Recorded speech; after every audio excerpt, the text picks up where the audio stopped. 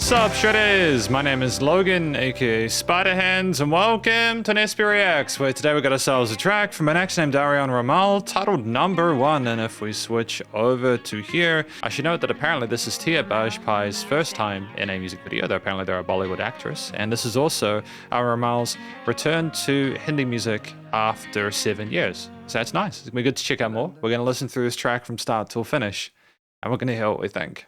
Let's do it, let's go. What have we got?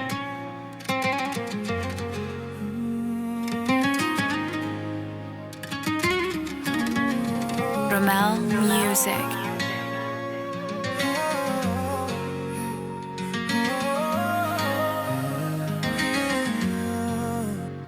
London की रात, Paris का jam, देखा हर चेहरा, सब में था ग्लैम. दुबई के क्लब, मुंबई का scene, but nobody moves the way you've been. तेरे नैनों में शराब सी बात, तेरे लिप्स पे एक लव सवाल.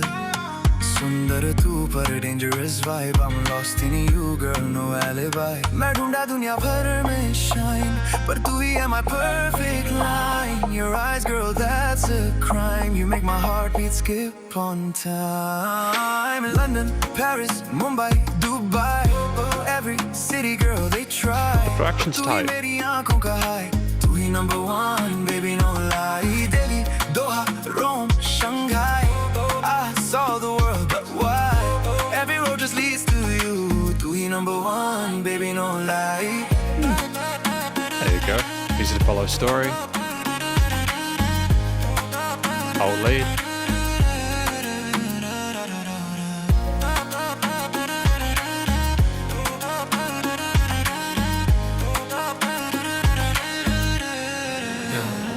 I've been on planes, seeing lights in the sky.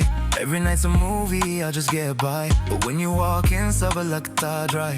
You got that flame, I don't even try. तेरी बातें soft पर दिल में fight. तू है calm पर dangerous type.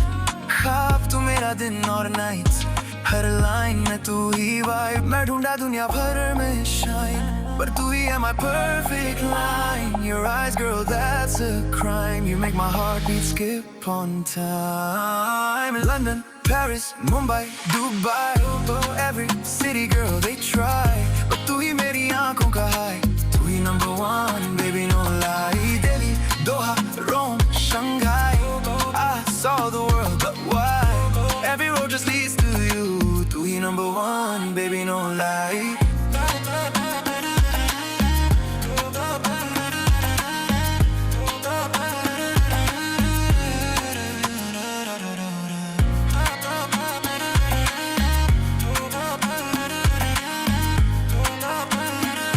This is well-rounded.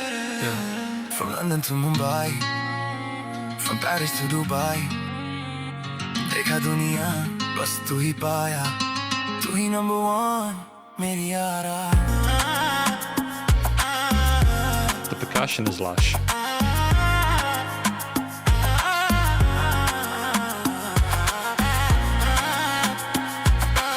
People are stepping on the vocals.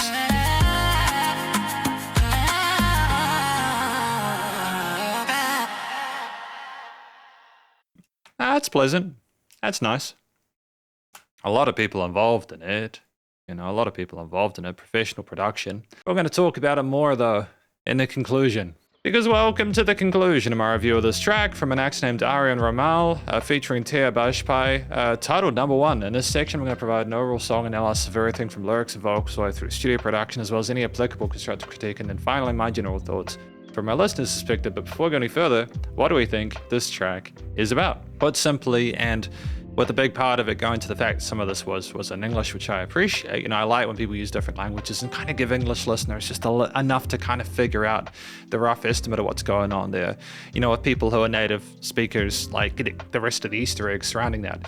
It's a track about someone having toured the world, and when we consider that, again, Arian Romal has been away from this music for a little while. They've gone to see in all these different places, and there's like a lot of luxurious items and places and cars and everything shown within this. It's how they've gone everywhere that they wanted to, but then they are coming back to this person who I presume is Bajpai in the track there. I think that's a really nice story there. I can understand why it's popular and why people are vibing with it. So yeah, no, great stuff. Great stuff. Delhi, Rome, Shanghai, you know, listing all those places there, but their number one person is where they want to be. So with that in mind, what I kind of dig is the vocal performance. I think that Arian sings quite well within this one, where they've got comfortable vocal technique, very sort of like, they seem secure in their head and chest voice there.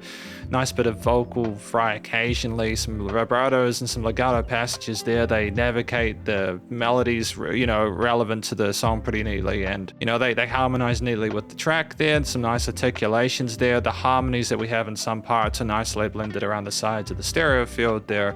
And they stack well within the frequency spectrum without any sort of like anything going awry. And it's also that we are quite expressive with our performance as well. We know how to go down a little bit, be a bit more kind of low key with our intent, but then we call out when we need to, although it never becomes too sort of much. It's a nice sort of balance there. I also like those vocal leads there, some of the synthy kind of tails we have in certain parts there rolling, almost like an alternate lead layer there. Not a storytelling device, but something melodic and interesting to listen to. I appreciate that. It's just nice in terms of structural as well as just an alt lead. I think generally it's a really competent vocal performance, so, you know, full marks on that. From a structural perspective, this track at 3 minutes 15, 3 minutes 16 is quite well fleshed out. There's no filler within it. We have a mixture of verses and choruses and little instrumental parts, because those like sub leads and stuff like that. And that's enough. The transfers are seamless. It's very pleasant to listen to. You've got that guitar at the start there, that kind of flamenco style guitar with a bit of graininess there, like almost like it sounds like it's in the desert. And there's like this freshness of some of the reverb tails that come off of it there, which make it seem a bit more cinematic. And we have some of those vocal runs come in pretty soon after the point there, and it just sets the scene for what's going to come next. I like the coloration and flavor of it. There's these little click clacks that we have as we go through it, and it's quite punchy within the mix there, but it's not too sharp, you know, like we're not being too aggressive with it. We have occasional kicks, but we're not really trying to sort of commit to the bass too much at the start or on those verse sections there. We want things to kind of float a little bit, you know? We do have a bass underneath it, don't be wrong, sort of revolving around the root notes there, but it's relatively subtle in comparison there. It might be a bit more kind of intense like through bigger speakers or something like that, but just a lot of the intricacy instrumentally is within those guitar parts at the start with the hammer-ons and pull-offs, the finger style there, which is nice. And a lot of the kind of flavor and color comes from, again, those main vocals and backing parts and the harmony, such as around the 1 minute 08 mark when things come down a little bit. I like the fact that we have those alternate hand drums and some cymbal shimmers and stuff like that through those hooks for a bit of extra kind of like sassiness, mixing in those quarters, eighths and sixteenths alongside the main and alt leads. In the parts like 2 minutes where like bam bam, we switch up the flow of it and we kind of a staccato mix as opposed to a lot of the legato we've had prior, which is nice as well. It's nice to sort of change up the flow of things. It was like a reggaeton kind of like flow underneath it percussively with the on beats and syncopated, which kind of is a very sort of gentle dance sort of like rhythm. And as we add other bits of sort of synth coloration there, some sort of pads and stuff like that as we go through it there, it's just simply to maintain the existing theme and adjust it enough just to keep it sounding reasonably fresh. But I think it's just great to have the call and response with some of the vocal runs, especially some of the synthy kind of like tuned parts with the kind of guitar parts kind of feeding off of each other there. It's enough to make up for like some of the more minimalist sections where the vocals are again the focal point, and not a lot is trying to compete with that. But I also think, you know, with some of those kind of fills going into the next parts there on the drums there, to have just gaps as well to appreciate the space is nice. Again, like quite well fleshed out from a structural perspective there. Lots of interesting instruments to listen to that supported the vocals quite well there. Rhythm's well flavored out. I don't think there's a note out of place. Thematically, it's minor leaning, I think, in part because of the fact that we missed this person, and even though we've had all these great things occur, we missed that fundamental. So it makes sense that we go for like some minor triads there. We aren't trying to overcomplicate it with extensions or anything like that. It's more a case of we have the happy and sad parts there. We're not trying to challenge the listener too much with the harmonies. It's just more to sort of almost kind of like low-key vibe with it. I think that some of the brightness of those vocal parts is simply to stand out from the kind of melancholy of some of those instrumental accompaniment devices. Although I do like the freshness of the production and how that kind of spices things up, you know. So if theme makes sense, main chord progression makes sense. Nice occasional change-ups to that. Studio recording, mixing and mastering is good.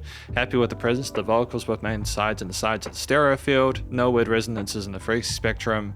There's a bit of side chaining and pumping to the kicks effects and percussion there, which is good just to sort of set a groove and pace to it and cadence. And that's something worth noting about the vocals as well. Part of why they work is simply because there are some more predictable repeated parts that just sound really pleasant and catchy, but it's also that we have enough more variety in other parts of the track that to kind of counterbalance that, you know. But yeah, nice and loud, bass compression limiting is handled. No applicable constructive critique for me personally. And just from a final general listener's perspective, yeah, I can understand why people might be enjoying this track. I think overall Arian Romal has something really positive going on here. I think it was generally a really professional audiovisual experience there, and I appreciate what they're trying to accomplish here. So I wish everyone involved the best of luck in future with the musical endeavors, because thank you for watching my review of this track from an act named Arian Romal featuring Tia Bajpai, titled Number One. Hopefully you enjoyed it. If you did, please go show them some love via their various social medias and YouTube page, and stay cool and stay safe, and please remember to support your local musicians and artists at this point in time, as they need the help more than ever with all the crazy stuff going on in the world. And I'll catch you